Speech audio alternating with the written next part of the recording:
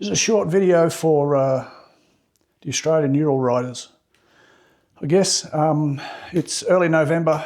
We've still got some terrible weather, but I took an opportunity to purchase from TSV in Townsville an oil cooler, which I have yet to fit to my 2022 Ural. So I thought I'd give you a brief overview of what it is and maybe point out for those that are interested that it's only available from Bruce at TSV or Townsville Sidecar something, I can't recall. Anyway, TSV sidecars.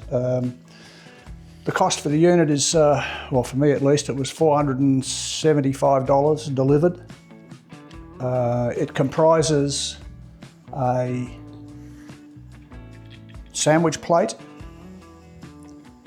That's the sandwich plate, which goes between the oil filter and the body of the motorcycle.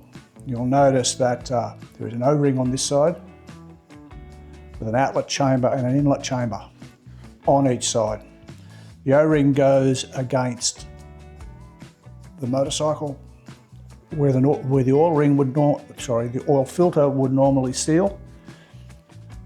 There is also a joiner coupling which bolts up like that, does that up, and that pushes this against the body of the front cover on the motorcycle, and the oil filter then screws to that. For those that were wondering how the setup is, that's about the way it goes. Okay, back again. There's an original Ural oil filter. Just to emphasise again, the arrangement is that will then screw onto there with its O-ring sealing against that face.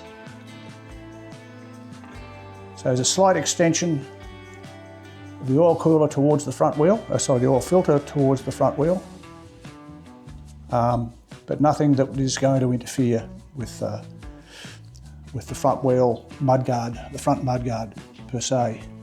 The filter itself looks like a very substantial unit. That mounts to the front right-hand crash bar that protects the cylinder. You know, there's only one, it's on the right side. So that bolts onto that. You then have a hose which will eventually be attached to there and into one of these. I haven't figured out which one yet, I don't think it really matters. And another section of hose comes off that one and heads to that side.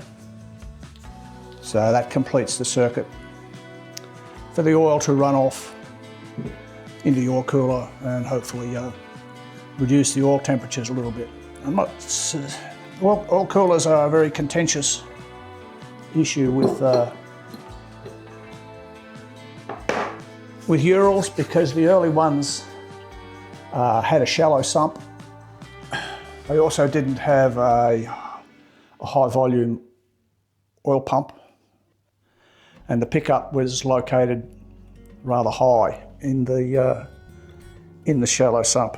The modern Ural now has a deeper sump and a higher volume oil pump, and I figure because it's a high compression engine, it's going to be running hotter anyway. So without getting into any protracted discussion about oil coolers or the validity of them on Urals generally, my thoughts are anything I can do to keep the thing running cooler than it has been will be a positive step. We have done some testing using